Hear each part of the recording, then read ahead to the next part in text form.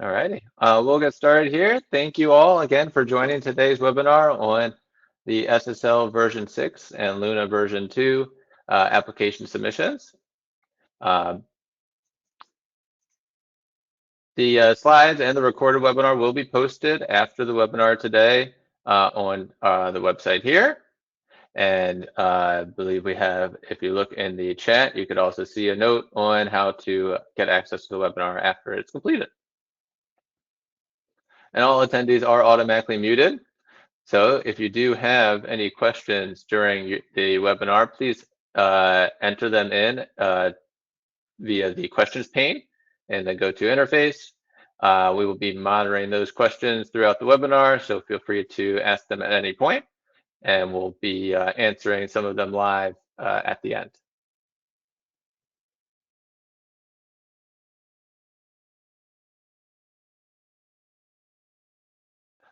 For those who aren't aware, the Design List Consortium is an independent nonprofit organization providing decision makers with data and resources on quality lighting, controls, and integrating building systems to reduce energy, carbon, and light pollution. Webinar today is focused on the version 6 technical requirements and how manufacturers and other submitters can update products to those new requirements.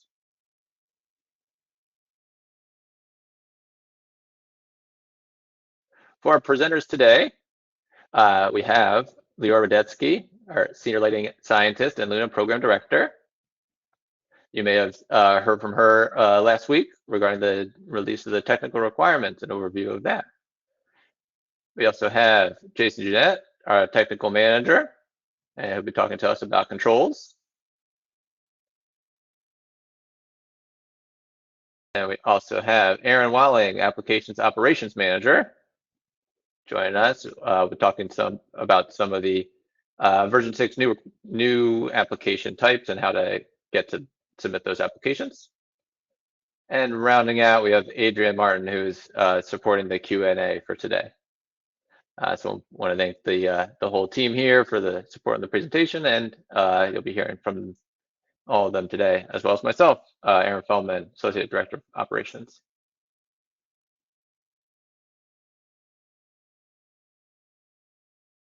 For the agenda today, we're going through a number of different topics.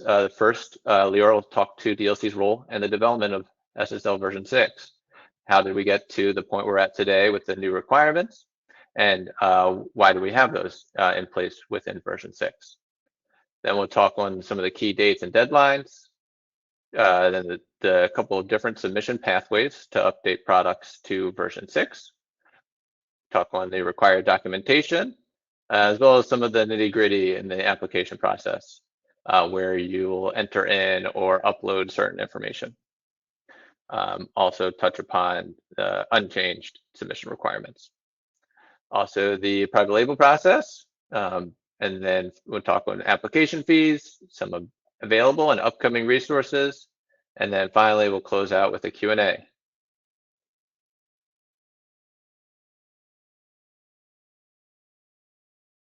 So through this webinar, at the end, hopefully you'll have a better understanding on how to submit to the new technical requirements, what is needed to update your currently listed version 5.1 products to version 6, and answer any questions that you may have at this time.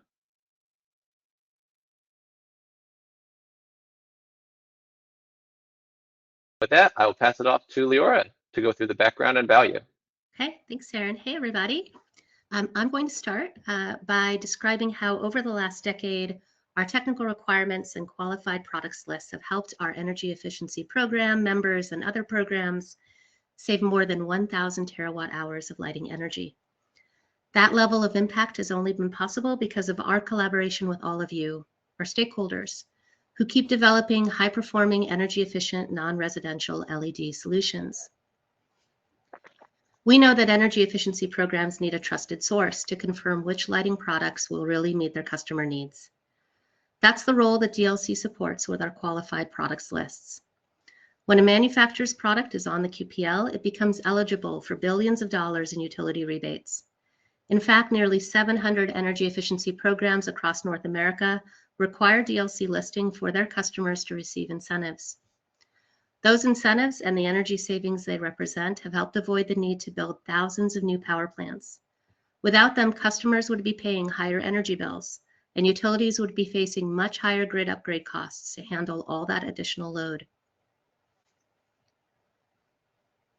We expect connected lighting to continue to grow, and our new control categories are designed so energy efficiency programs can point incentives directly at products with integral controls. By lining those categories up with TRM factors and making verification easier, programs can have more confidence in the savings from integral controls, which should speed up the transition to controlled products. We've also updated our premium classification to better support incentives for products with integral controls, including LLLCs and network lighting controls. And we were asked to cover new product types and new LED types, and you'll see several examples of that in SSL version 6 and LUNA version 2. And we've been working hard to make the QPL easier to use and adding tools that help programs quickly verify listings. Starting with SSL version 6 and LUNA version 2 listings, you'll see new fields that align with the updated technical requirements, including product images, direct links to spec sheets, control categories, field adjustability tables, and controls options tables. It's been over 5 years since the DLC released our last major SSL policy updates, SSL version 5.0 and version 5.1. LUNA version 1 was released almost 4 years ago.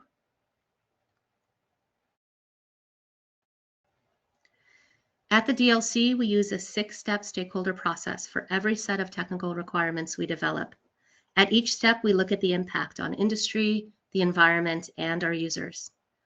We work with our members, industry experts, including lighting and controls manufacturers, and other stakeholders to set verified, trustworthy requirements that keep our QPLs at the forefront of sustainability and carbon reduction efforts. This 6-step process helps build comprehensive criteria that serves both our energy efficiency program members and lighting industry stakeholders. For SSL version 6 and LUNA version 2, we're now at step 5 and about to reach step 6, which is really the finish line for these sets of technical requirements. And thanks again to all of you for being part of our consortium. We intentionally collaborate with all our stakeholders and appreciate every one of you. We look forward to working with you in 2026 as your products are updated to SSL version 6 and LUNA version 2. As you've probably noticed, SSL version 6 and LUNA version 2 have 4 overarching goals focused on energy efficiency, strengthening the value of the SSL QPL, driving adoption of controls, and mitigating light pollution.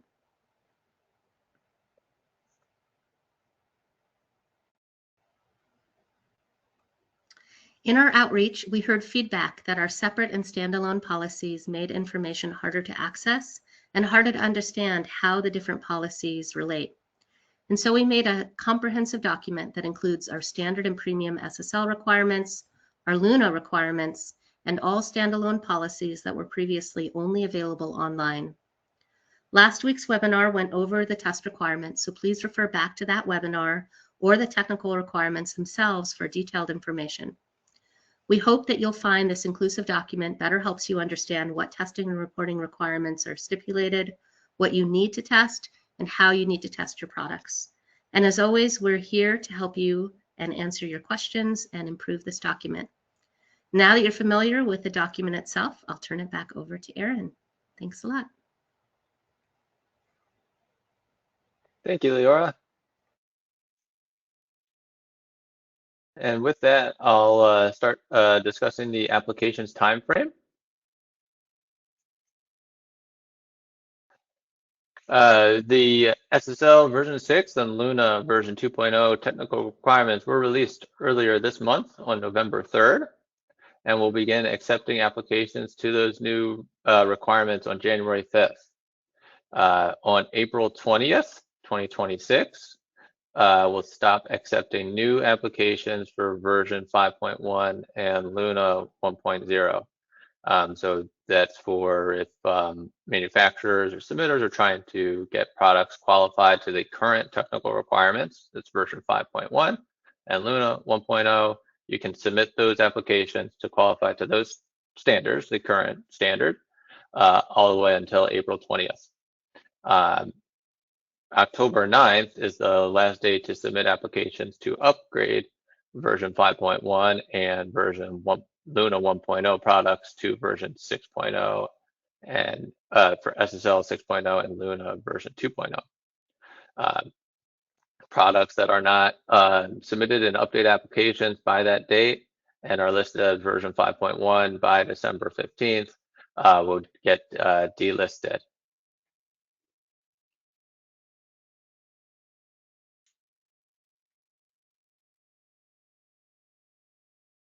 Then I'll move on to the different submission pathways to get products qualified to version 6.0. First, to delineate, there's new and update. So applications to qualify new products to the QPL are considered in the new application. And in those applications, you will need all the typical testing and documentation to demonstrate compliance, to the new standards. And that's documented in detail within the technical requirements section. And we'll go through a little bit more of that here today. And the other aspect are update applications, and all products must be submitted in update applications to upgrade from SSL version 5.1 and Luna 1.0 to SSL version 6 and Luna version 2. There's no automatic updating of products to the new technical requirements. All products need to be submitted in update applications. And there's two update pathways. There's applications that have where products have changed since their last qualification, whether that's the manufacturers have changed the LEDs to get a different performance or other product changes that are irrespective of the DLC technical requirements, or products that haven't changed since the last qualification. And the update application is purely to update to the latest TR, and there is no product changes. For those types of applications, we did consider the manufacturer burden, with the understanding that any applications to update products have had tests submitted previously to qualify to earlier applications that were also previously reviewed. So we're taking that into account, as well as overall industry dynamics and the changing times that we're in today. We'd like to minimize the disruption as much as possible with this update pathway.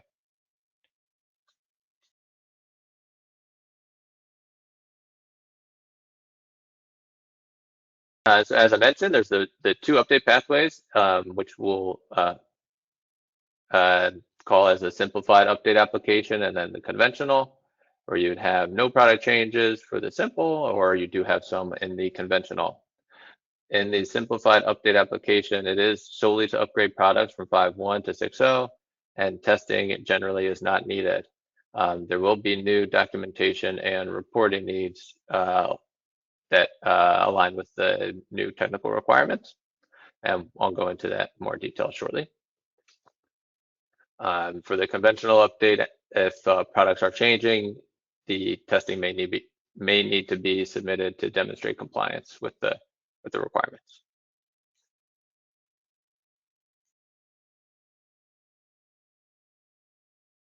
For the simplified update pathway regarding the implications to testing, the version 6.0 and Luna version 2.0 have new photometric threshold requirements for efficacy, chromaticity, and distribution.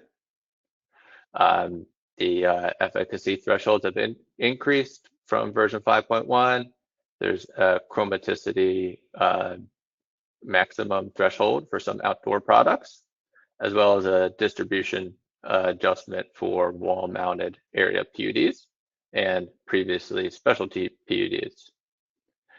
For those types of products, the reported or nominal performance is sufficient to demonstrate compliance. So if a tested product is delisted due to a change in the technical requirements, a new replacement test on a version 6.0 eligible product is not required in that update application. More information and specifics will be provided in this manufacturer and industry guidance document.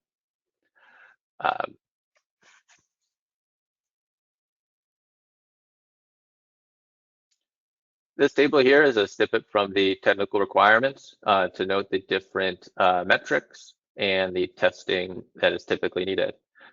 Here's to highlight that when for a simplified update pathway, if, for example, you have a product family and some products meet the new efficacy threshold while other products in that family do not, that family can be updated to version 6.0 without a new worst case efficacy test. The worst case efficacy test from the previous application will be used as to demonstrate compliance with the version 6.0 for that family. And similarly for the other metrics here.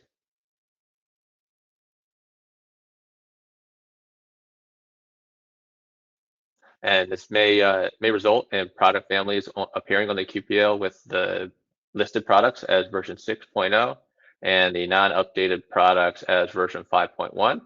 And those 5.1 products will get delisted on that delisting date for 5.1.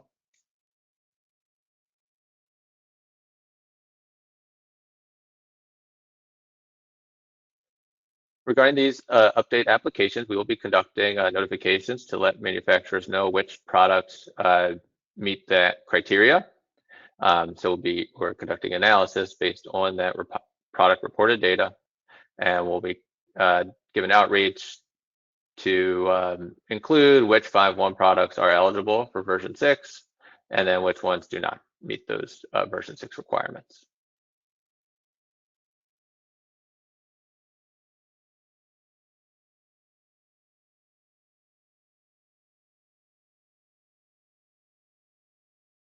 So go into some of the documentation requirements for version 6.0.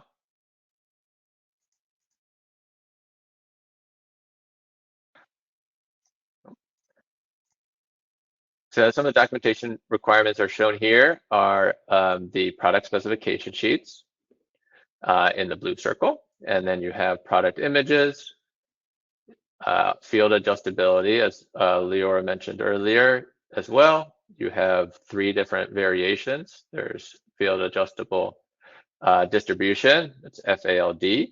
There's field adjustable color temperature, FACT, and field adjustable light output, FALO, in the orange circle. And then you also have sustainability metrics.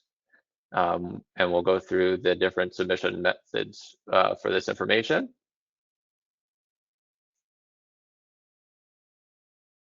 And last but not least, we have controls as well. And Jason will be talking to that shortly.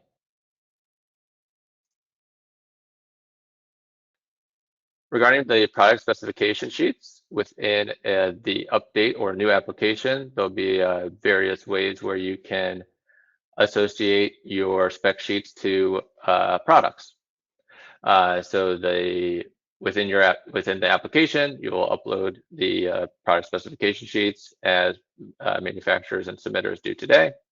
And then there'll be a page where you will select how you'd like to associate either those spec sheets or different spec sheets to your product. So you'd be able to do that as one product spec sheets for all products in your application. You could associate them one by one, or you could associate the product spec sheets to products in bulk, which I'll speak to a little bit later. And then in terms of which spec sheets you'd like to use, you could use the spec sheets that you've uploaded on a previous page, or you can use a URL to the product spec sheet or web page that you have for your own website. That URL will be checked to make sure it's valid, and but will be shown on the QPL with a link to direct QPL users to your page. And then lastly, there's that option to associate in bulk.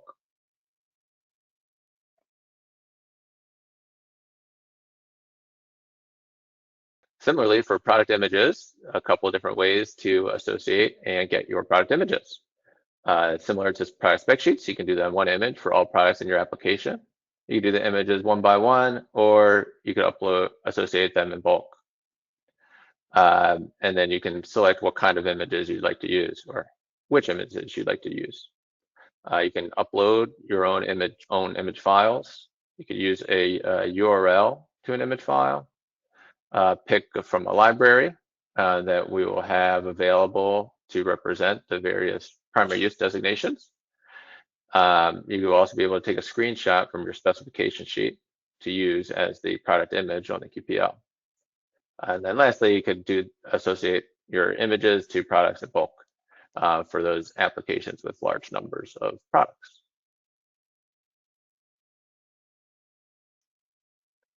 Outside of the application submission process and outside of qualifying products, images and spec sheets can be updated at any time. That'll be available in the application portal on a couple of modules shown here. The upload product images module is available now. It is optional. So if you'd like to have your products with images on the QPL, you can go into that module today and upload your product images. That functionality will be very similar in version 6 for how to upload and associate images in bulk.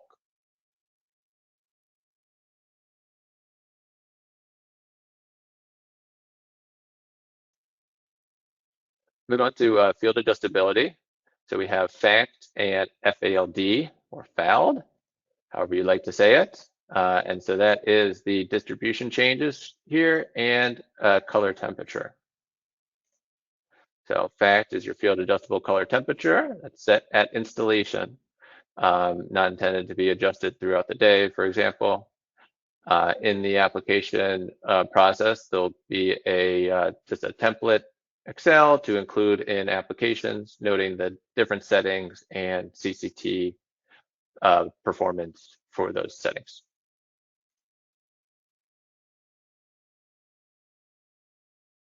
Similar for FALD, that also is at installation, and there would be a template Excel noting the settings, the adjustment type, so whether that's a NEMA flood type change, IS or IS distribution type, as shown in this little picture here, and that will be submitted in the application questionnaire.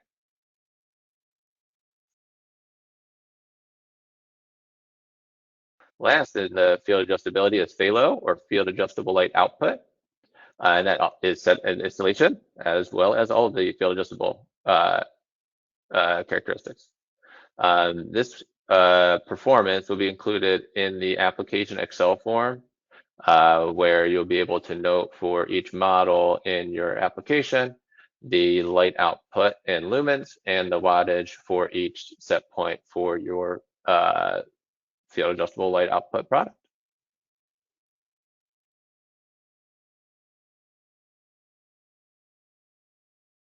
Then we have sustainability options.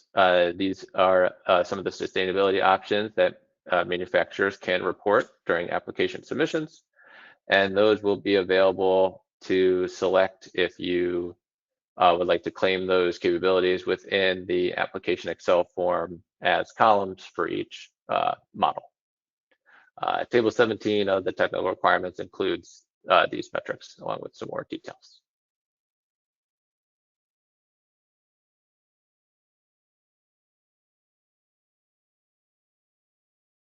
And with that, I'll pass it along to Jason to talk a little bit more on controls.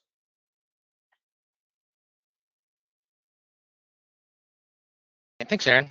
So our goals with the controllability changes for V6 are to expand the number of incentive programs available for luminaires with integral controls and this new category we're calling controls-ready luminaires.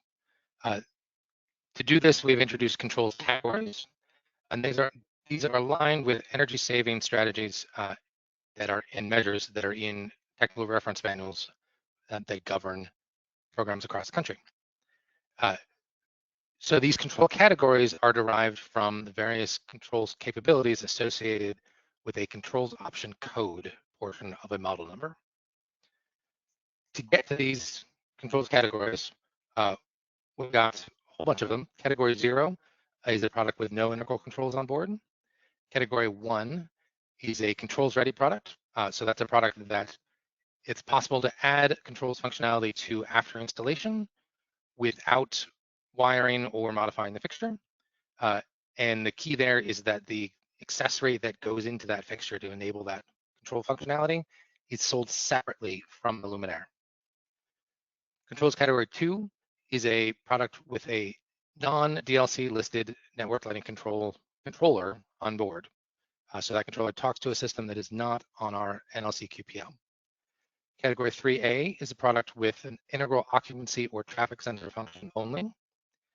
Category 3B is a product with an integral daylight or photocell sensor function only.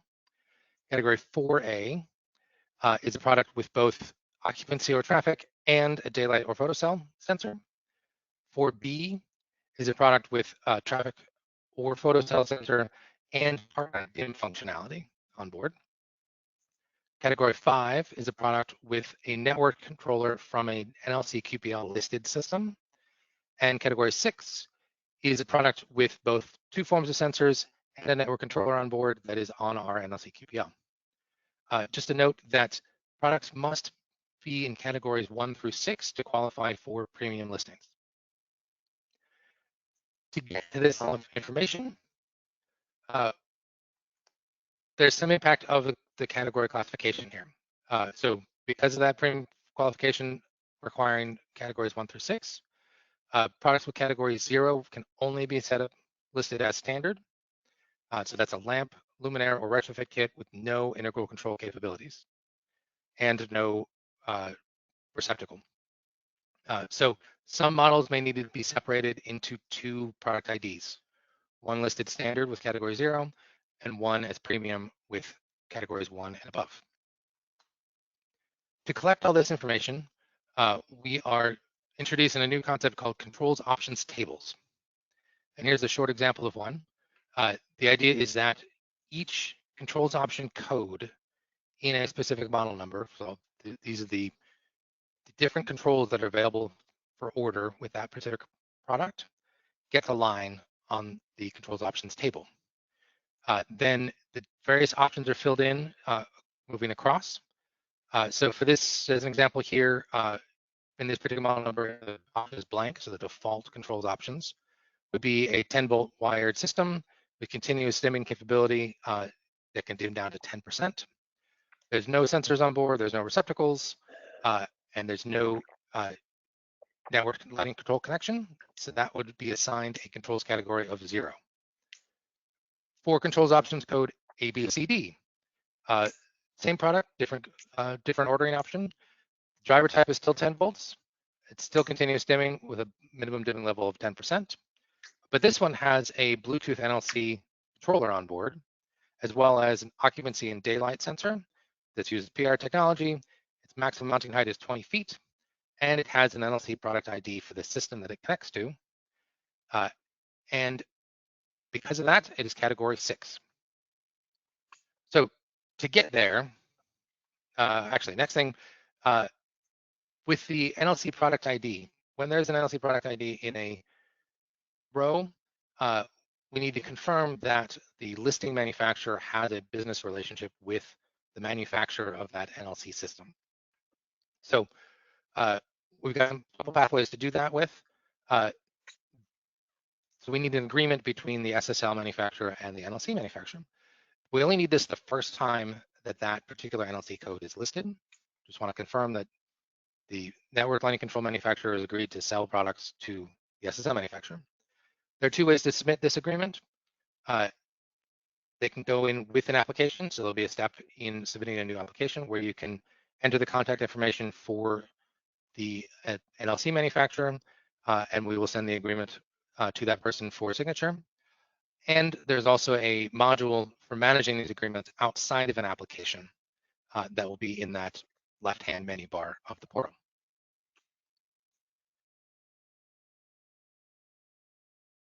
For the controls options tables, we also have 2 pathways for those. We are encouraging manufacturers to submit a brand level table separate from the application process. So the idea is go through your active products, make a list of all of the controls options codes that are associated with those products, put them in a table, submit them to us, we'll review them. This table is emailed to controls@designlights.org. We'll go through them and then we will approve those codes. So then when you get to the update application or submitting a new product, in the standard spreadsheet, there'll be a column to reference those specific controls options codes for each row in that application. So as if they're approved already, you reference them in the application, everything flows through smoothly and we're all good.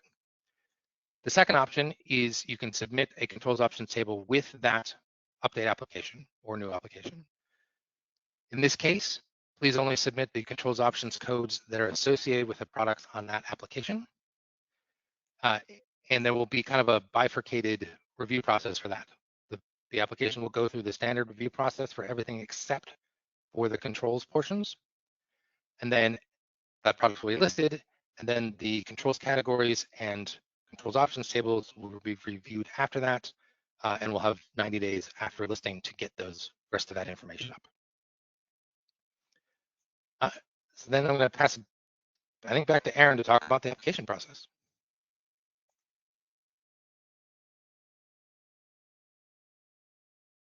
Yes, thank you, Jason. And I'll touch upon some of those control flows here in the application process as well.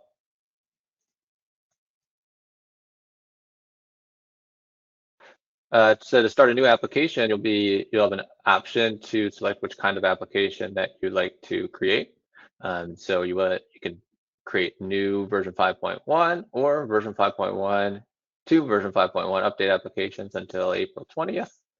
Or starting in January 5th, you can create new version 6.0 applications or update applications from 5.1 to version 6, starting on January 5th. For the update applications from version 5.1 to 6.0, you'd create that new application, and then you will select the desired family to update. So that'll be based on your manufacturer that you're submitting the application for, and that is one family per application. After you select that family, you'll be able to download a pre-filled application Excel form, and this will have the products that are eligible for version 6 based on the efficacy, chromaticity, and distribution requirements I was mentioning earlier. And then you will update that application form for any changes. If you need to update the model numbers just for your own nomenclature, or separate them out due to the standard and premium controls requirement, then you would do that there. Then you'll complete the questionnaire pages and submit the application.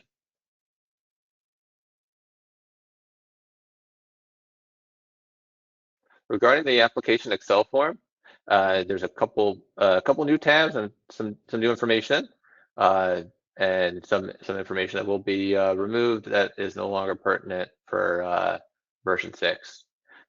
So on the application Excel form, you have a reported performance table tab, and so that has a photometric performance that is same as version 5.1 today.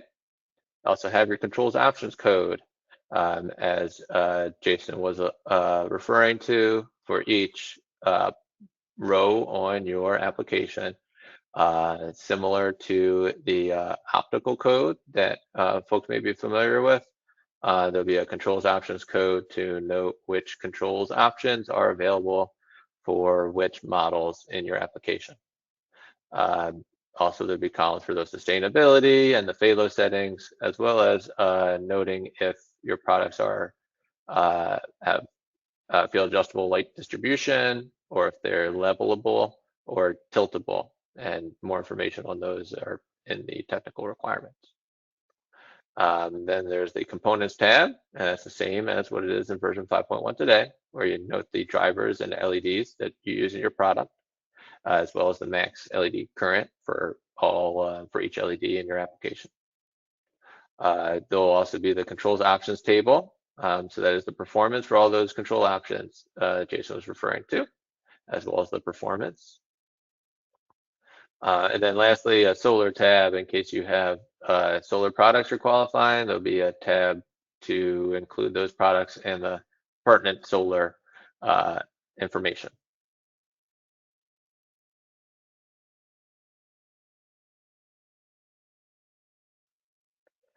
So a high level to go through the application submission flow. So first, you complete that application Excel form. Then you're taken to the first page of the questionnaire, and that is very similar to what it looks like today. Upload the typical documentation, test reports as necessary. That will include the FACT and FALD templates. Then you go through a page to associate your specification sheets, and then a page for your product images, and optionally that SSL NLC contact information if there's an agreement needed there. And then you would submit that application.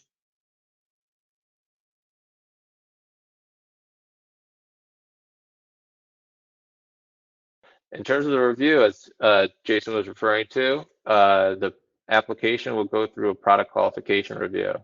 And that would review all technical requirements except for the specific details within that controls options table. Some of those details are new and granular, and we understand the urgency for products to get published to the QPO, and so have separated this out so that products can get published without that granular information and followed up with that information later on, shown here.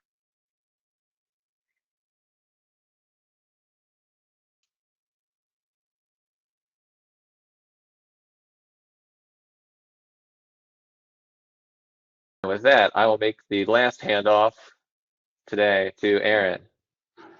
Awesome. Thank you.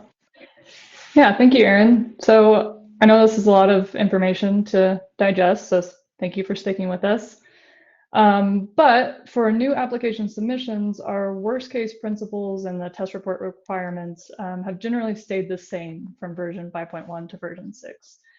So while some PUDs and other product types may have different sets of requirements from the different versions, the general principles that we use to demonstrate compliance across the family grouping remain the same. So we have the snippet of the metrics here that we looked at previously in the simplified update pathway. You can also find this information in table 36 of the technical requirements of the metrics that we're looking for test reports and generally where they can be found. But in a nutshell, the worst performing product, if the worst performing product meets the technical requirements across these various metrics and can be demonstrated through the test reports that are provided in the application, then the better performing products we would assume would meet these requirements as well without the need for testing those products. So again, generally there's no changes to version or from 5.1 to 6.0 regarding these test reports that are required to demonstrate compliance. But please do note that if you are submitting any AMBER products, that there may be new testing requirements, but these are all described in the technical requirements. The new application submissions will also require similar documentation that we talked through during the update process. So this would include the controls options tables that we just touched on, product images, and the additional reported data for field adjustable products and sustainability reporting. And an important note here that tolerances, the way that we approach tolerances has changed from 5.1 to version 6, and these are only applicable to tested data. So we will not be applying tolerances to reported data. And that means all reported data must meet or exceed our technical requirements without the use of a tolerance. You can find more information in the tolerance table in section 13 of the technical requirements.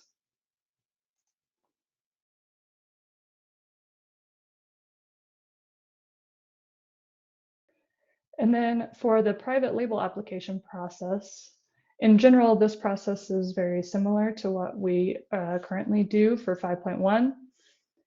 So of course, an important note here is that private label products can only be updated or qualified after your corresponding OEM products have been updated or qualified to 6.0. So this does not include OEM applications that are in process. So if the OEM application is in process and you submit a private label application, we will not review that private label application until the OEM products are updated and published on the QPL.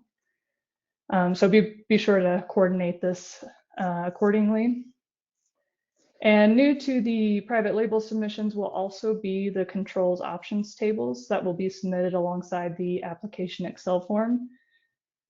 And once you have submitted the application and the controls options tables, you'll move to page 1 of the questionnaire, which is very similar to how it is set up today, with similar documentation requirements and required questions. And then as we touched on with the OEM applications, additional sections will be added to this questionnaire where you can associate your product specification sheets and product images. And then if needed, based on the controls options available, there will also be a section to fill out information regarding the relationship between the SSL and NLC manufacturers to link to the NLC system and QPL. And then once all of the information is filled out on the application, you submit the application and it goes through the review as it does similar to today. So there aren't many changes to how the private label application is submitted and reviewed, but there are a few changes to the documentation requirements that we are gathering when you submit your private label application. And I think with that, I'll send it back to Aaron for application fees.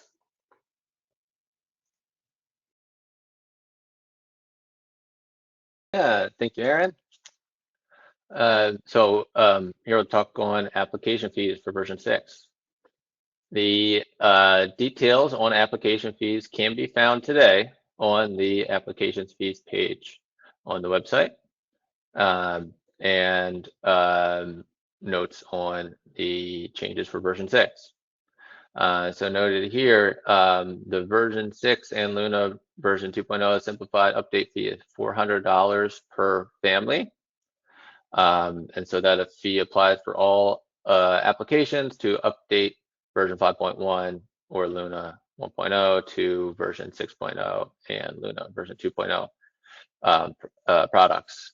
If in those applications there are product changes that require new test reports or additional model numbers, that will be charged those applicable fees in addition to the $400 update processing fee. If there are additional model numbers due to the controllability change in version 6, where one model previously was premium, but now there's a configuration that's standard and a configuration that's premium, those are not charged any additional fees beyond the $400 per family application fee.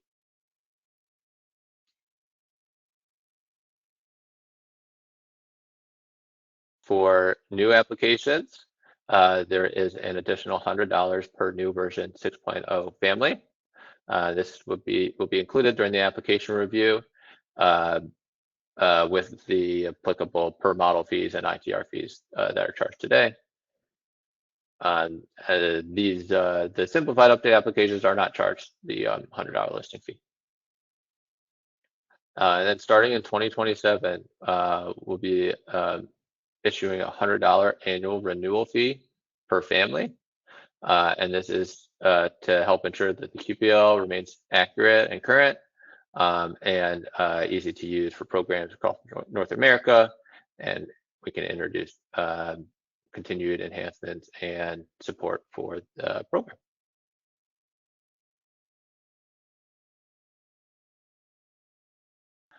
Some upcoming resources and key points.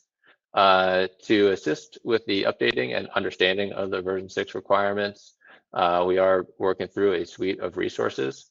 The first, which will be released in the coming days, is the manufacturer and industry guidance, and which will go through more detail the topics talked about here, as well as timeline and manufacturer notifications. Also resources on product specification sheets, the type of information that we're expecting during the review process to make the reviews as seamless as possible. Also a specific guide on controllability and Luna, as well as Amber, for those types of products. Also, please pay attention. We will be sending out individual manufacturer outreach for the status of version 5.1 products. Those will be contacted based on your organization setup on the DLC website. So if you have any questions on that, you can email this email address here, applications@designlights.org, and can help identify if you have any questions on your association with specific manufacturers. And then additional details on the version 6 application review timeframes will be coming in the coming weeks as we work through the resources and submission process.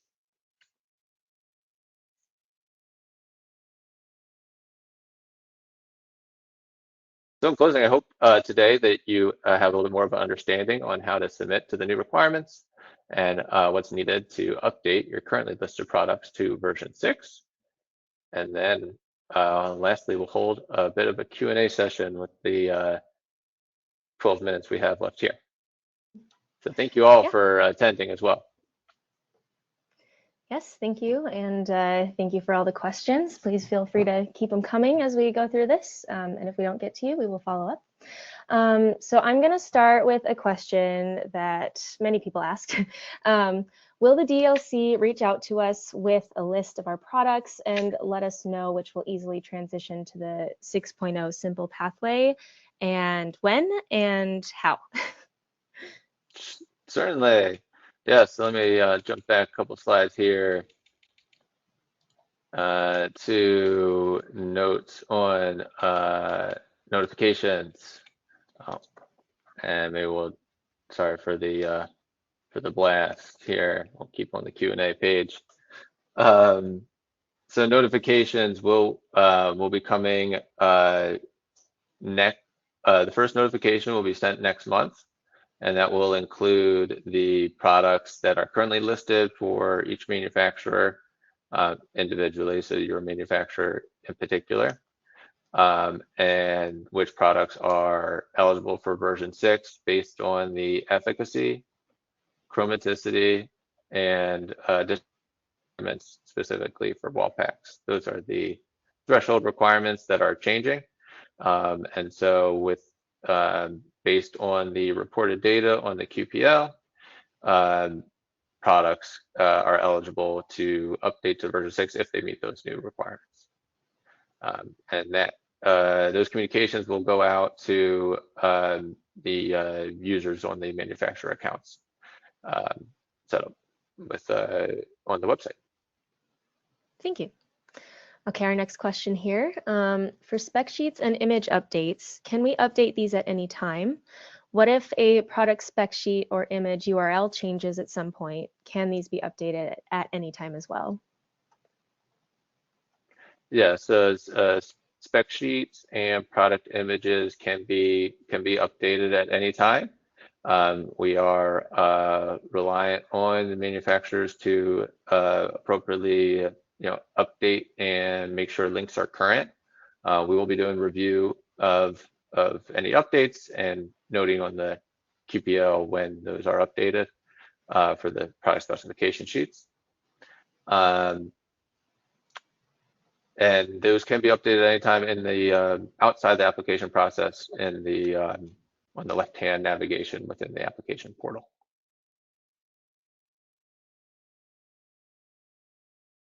Thank you. Okay, Can you explain more on the tolerance applied only to tested data and not reported data? An example would be helpful.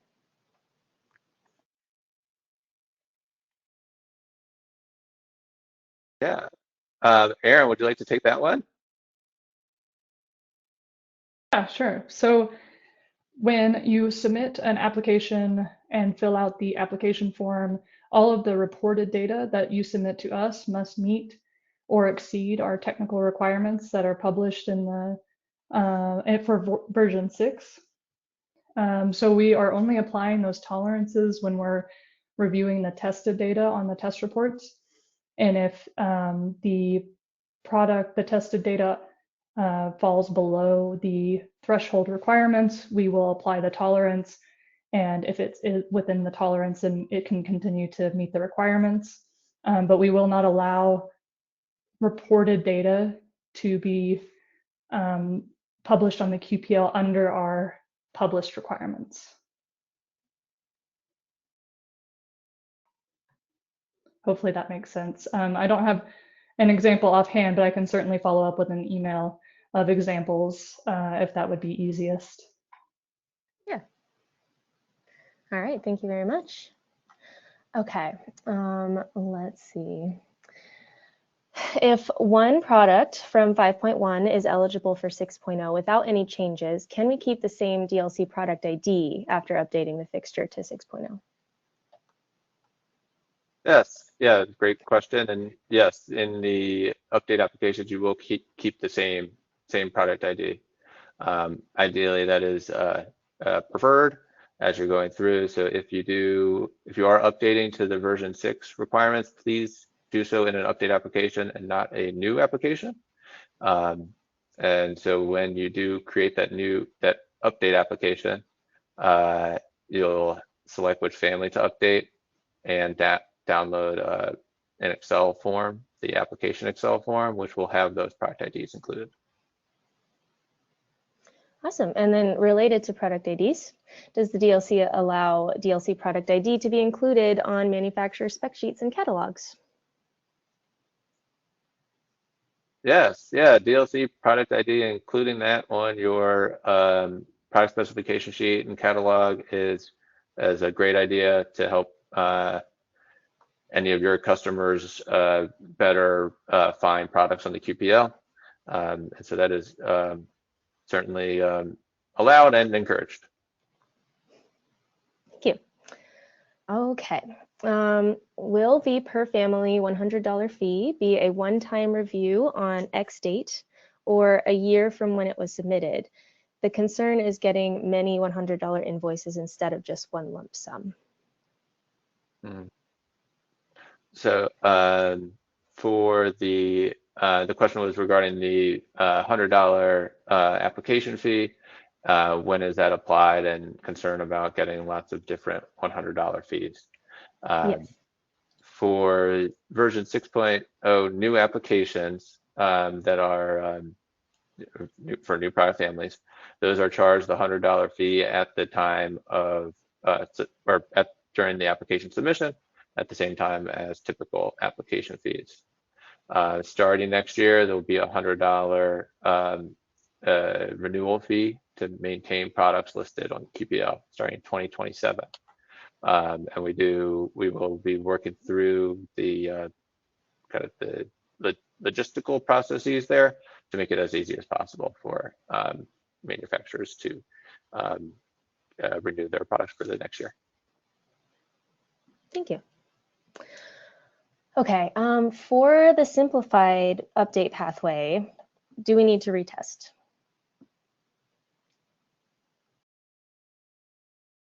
No. So for the simplified update pathway, as long as there's no product changes, your products, you do not need to retest those. The previous testing will be used to kind of demonstrate compliance, and the reported data will be used as the determining factor for which products can be upgraded to version 6. Thank you. Okay, I have a controls question here. Please expand on controls category 1 and controls ready, and should be sold separately from the luminaire. is this the controls that connects to these receptacles and remains, or the receptacles themselves?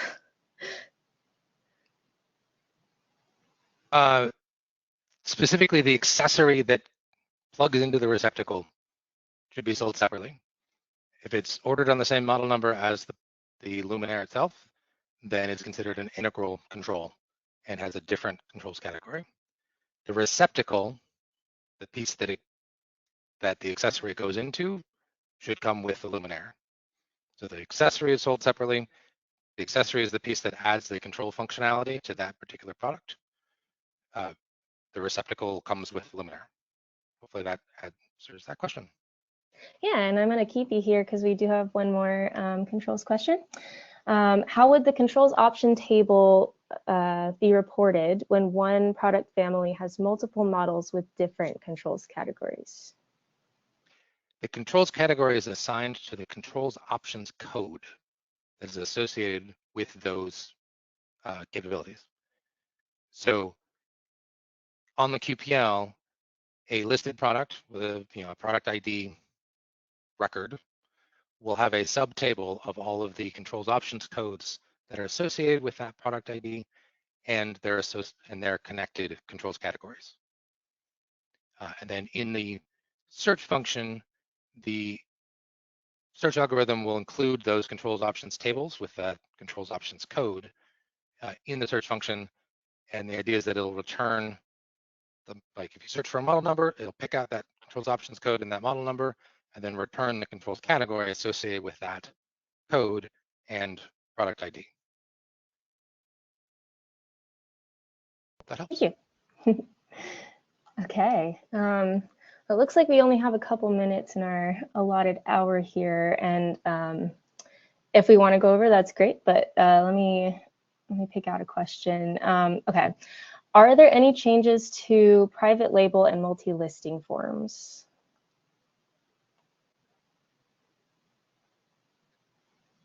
So as far as the forms go, no, there's no changes. So when you submit a private label application, you'll still be required to include the certificate of compliance and multiple listing document, and it'll still go through the same DocuSign private label agreement form process. So all of those will stay the same from 5.1 to 6.0.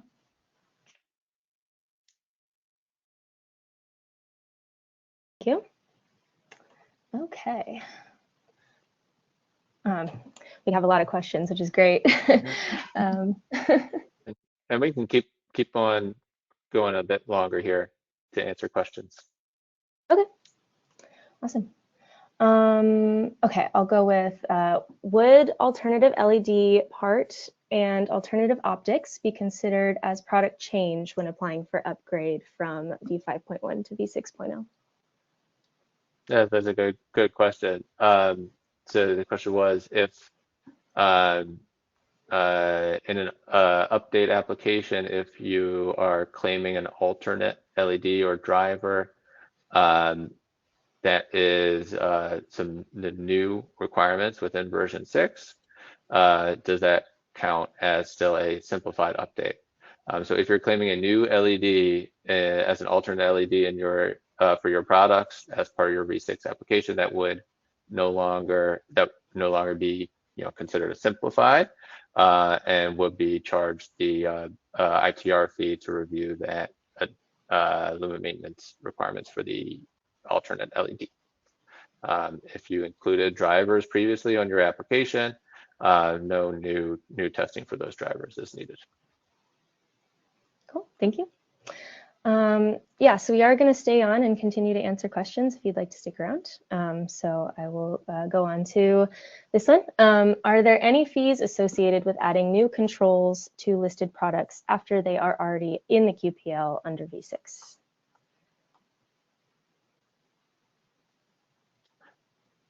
Thank you for the question. Some of the the update details may be specific to what is changing on your product. If there are other product changes that are necessary to add that controls, for example, if it's a different driver. But otherwise, we have a update process generally to update any applications, and within that there's a nominal update fee to make those sorts of changes. Thank you. Okay. If a premium product is published while the controls table is under review, will it be published as premium or as standard until the controls options have been reviewed? Thank you. That's a great question. So for for controllability, there are requirements that certain that products have certain capabilities if they are claiming to be premium classification. The determination of premium versus standard for controllability will be determined in the original qualification prior to the details of the controls options tables. So during the application review, the reviewers will ensure that the models submitted for premium have at least one of the controllability options that are required for premium, and then if they do not, then that model would need to be listed as standard, and that will need to be will be reviewed and completed outside of all of the details within the controls options table. Awesome. I think you just answered another one of the questions too, so I'll go on. Okay, for new applications with regards to application fees, will SKUs with identical performance but different controls options be counted as full additional family members?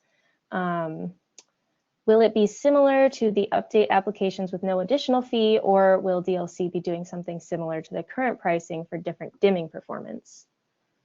Yeah, that's another good question. It is similar to the dimming performance changes.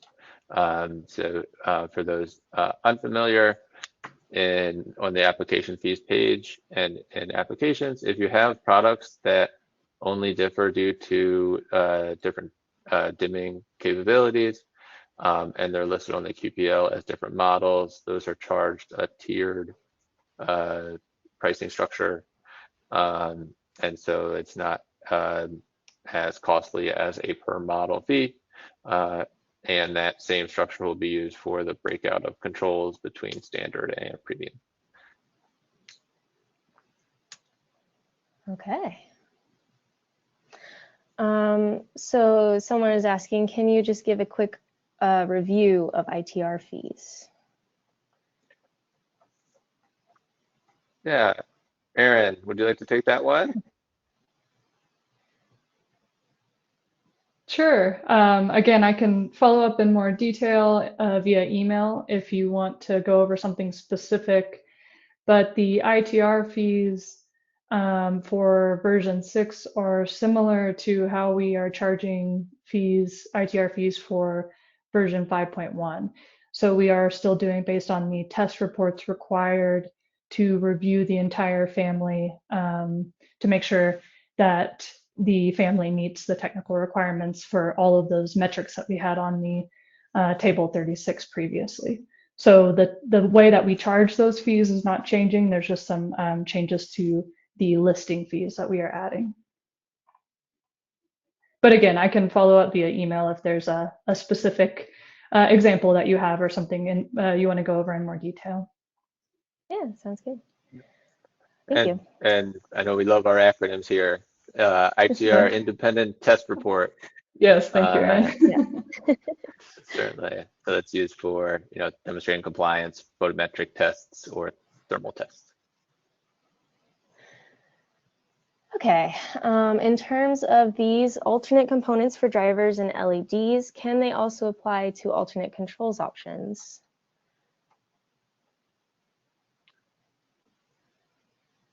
That's not something that we included in the version 6 technical requirements, but certainly something that we could look into for the future. Okay.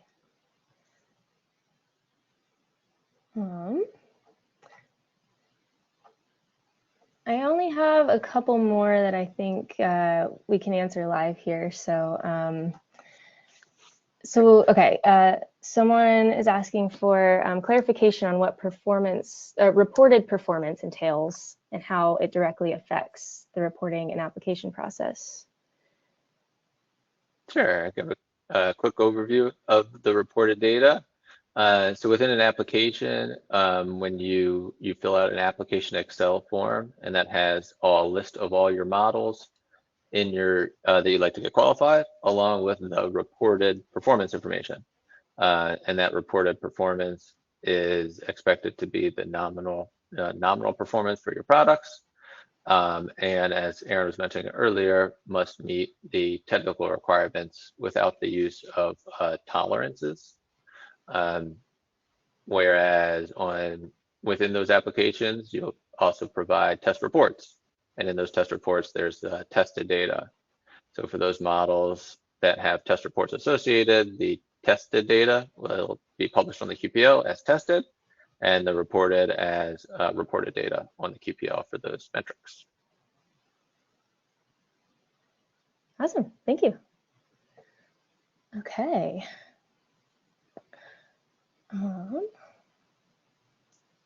And we will, after the webinar, go through and answer any questions that were specific to applications, not as appropriate to answer live. Yeah, yes, we will make sure to follow up with everyone. So I'm gonna make this the last question. Do you intend to release the application form earlier so that we can get familiar with it? Yeah, thank you, Adrian. Yes, yeah, we will be releasing the application form prior to January 5th. The exact timing at this point isn't exactly known, but in early to mid-December, I would say.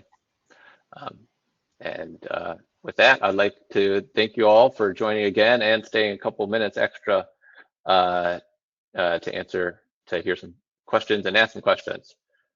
We are available to help you all through the update for version 6. So feel free to reach out, and look forward to talking with some of y'all throughout your transition to the new requirements, and feel free to reach out if you have any questions. Thank you.